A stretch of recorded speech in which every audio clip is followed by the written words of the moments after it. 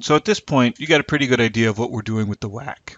Our WACC is going to be equal to um, equity over equity plus debt times my rate of equity plus debt over equity plus debt times my rate of debt. And we know that I can use the CAPM equation, which is equal to the expected return, to calculate this guy. And we know that this guy, the rate of debt, comes from whatever the rate of debt is. But there is one capital structure component that we haven't taken into account yet, and that is preferred stock. So let's pretend that I have a big piece of capital structure, And this capital structure is divided into three parts: equity, debt, and preferred stock.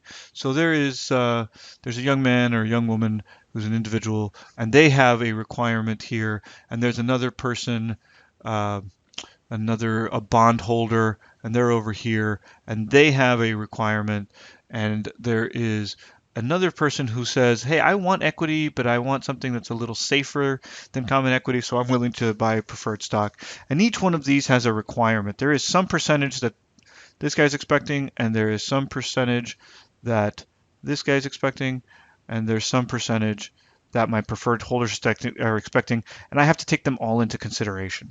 So we've got to rewrite our WACC equation. Let's do it in orange. No, let's do it in purple for consistency. So I've got to rewrite my WACC equation to take into account my preferred stockholders. So let's start where we started before.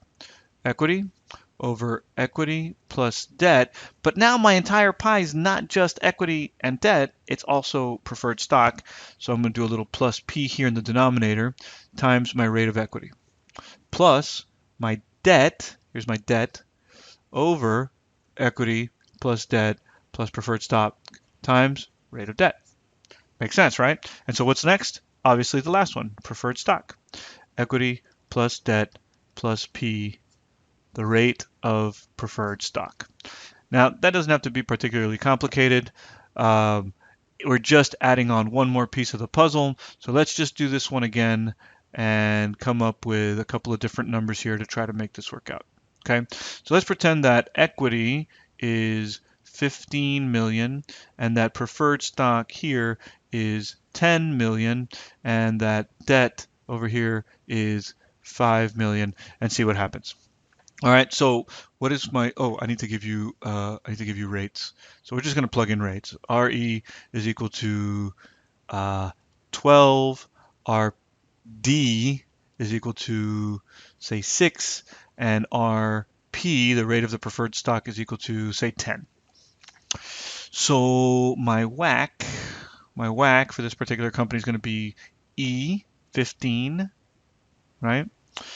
15 over 15 million plus D 5 million plus P 10 million times my rate of equity. We'll plug those in separately here in a second.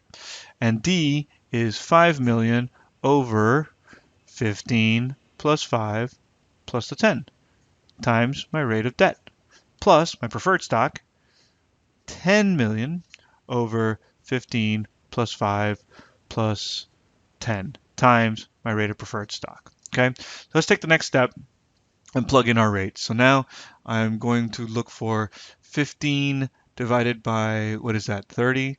So 15 over 30 is 1/2, or we're smart, you guys can figure this out, or 0.5 times the rate of equity. What's my rate of equity? Is 12 plus 5 over 30. 5 divided by 30 should be 0.17. I'm rounding, 0.17 times my rate of debt. My rate of debt is 6%, plus 10 divided by 30 is equal to 0.33 or 33%. Does that add up to 100? 0.5, or let's do these first, 30, 40, 50 times 50, or plus 50 is 100, yeah. Times my rate of my preferred stock, which is 10. And so now I'm just multiplying them across.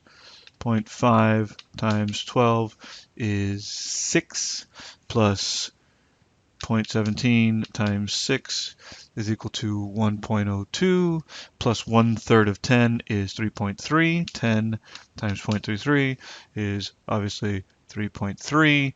And so if I add these up, my WACC, including preferred stock, is going to be 7, 6 and 1 is 7, and 3 is 10.32. So that's going to be 10.32%. And this is now what I'm going to use to calculate NPV, given some project. All right, so the big picture here is that we added on a new source of capital structure. It is preferred stock. There's nothing particularly complicated here. Our equation is just adding on a new, do I have a different red? All we're doing is adding on a new component and making sure that we still have 100% or accounting for 100% of our total capital structure.